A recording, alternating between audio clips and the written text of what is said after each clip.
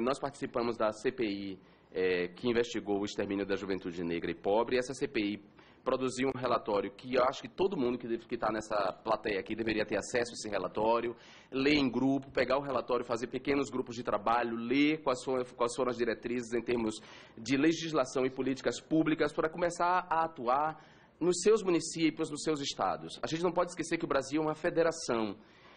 Existe um pacto federativo, portanto, as políticas de enfrentamento do racismo e de empoderamento da juventude negra e pobre não vai se dar só no âmbito da União, tem que se dar no âmbito dos estados e dos municípios. Então, é fundamental que se pegue o relatório, os diferentes grupos, as diferentes organizações do movimento negro, sentem, vejam esse relatório e comecem a pensar em estratégias de como atuar nos seus municípios e nos seus estados para implementar essas políticas. É preciso rever a política de drogas, fundamental, porque hoje a guerra às drogas é uma guerra aos pobres e aos negros pobres em especial. Com a desculpa de guerra às drogas, tem se ocupado territórios, matado pessoas, inclusive pessoas que não têm envolvimento direto no tráfico de drogas ilícitas, e nós temos superlotado as nossas prisões. Então, há que se rever urgentemente a política de drogas nesse país. Essa é uma agenda que tem que ser incorporada. Nós temos que reafirmar a legalização do aborto, porque o aborto clandestino, ou seja, a interrupção insegura da gravidez indesejada, é hoje a primeira causa de mortalidade entre mulheres negras e pobres e a quarta entre mulheres em geral. Então, essa questão da legalização da interrupção segura da gravidez indesejada é fundamental nesse empoderamento. É preciso proteger as religiões de matriz africana e os seus adeptos. E, para isso, essa proteção ela não tem que vir só por meio legislativo. É preciso também um aspecto cultural. Há muitos negros e negras hoje nas igrejas evangélicas, né? Quer dizer, as igrejas evangélicas hoje das periferias são tomadas por pessoas negras. É fundamental que essa juventude negra evangélica seja trazida, interpelada, disputada, para que ela mesma defenda a tolerância religiosa e a pluralidade religiosa nesse país. Quer dizer, não cabe só às pessoas que estão nas religiões de matriz africana. Os negros e negras que estão nas igrejas evangélicas precisam ser trazidos, disputados, para que a gente crie esse clima de tolerância e de proteção das religiões de matriz africana. É preciso um investimento maior nas políticas de AIDS. Hoje a AIDS é uma doença que mata pobres. Então, quem tem a juventude que tem morrido em decorrência da AIDS é a juventude pobre e a juventude negra. As campanhas de prevenção à AIDS desapareceram da televisão e muitos adolescentes e jovens têm chegado aos hospitais de referência já doentes por não se saberem infectados pelo HIV. Isso é fundamental. E na questão da educação, aí eu quero dialogar muito com a fala do José Otávio.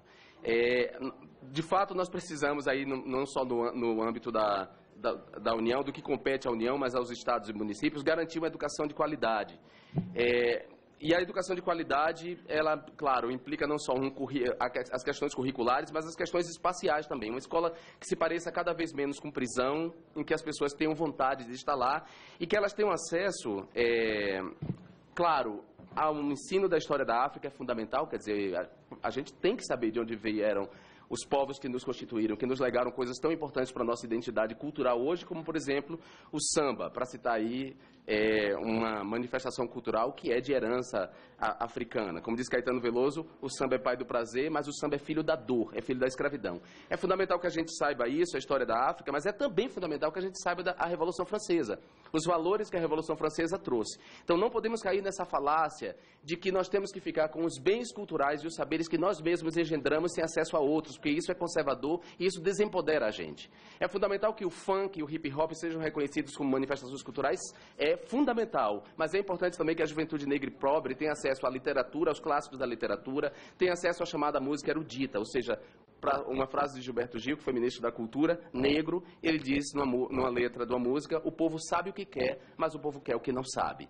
Então, a juventude negra e pobre também tem que lutar por ter acesso àquilo que eles não sabem, que querem ainda, mas que têm o direito. Ou seja, a chamada cultura de elite, que sempre foi apropriada por um grupo nesse país e que sempre serviu de empoderamento e de acesso ao poder. Então, nós temos que ter acesso às duas coisas. E, por fim, reiterar, mais uma vez, nós somos uma federação. O alvo das críticas da representação não deve se concentrar apenas nessa casa. lembre-se que há câmaras de vereadores muito próximos de vocês, eleitos pela população das quais vocês fazem parte, da qual vocês fazem parte. E há, por exemplo, assembleias legislativas nos seus estados. Vocês também têm que ocupar, vocês também têm que pressionar esses espaços de representação política. É isso. Muito obrigado.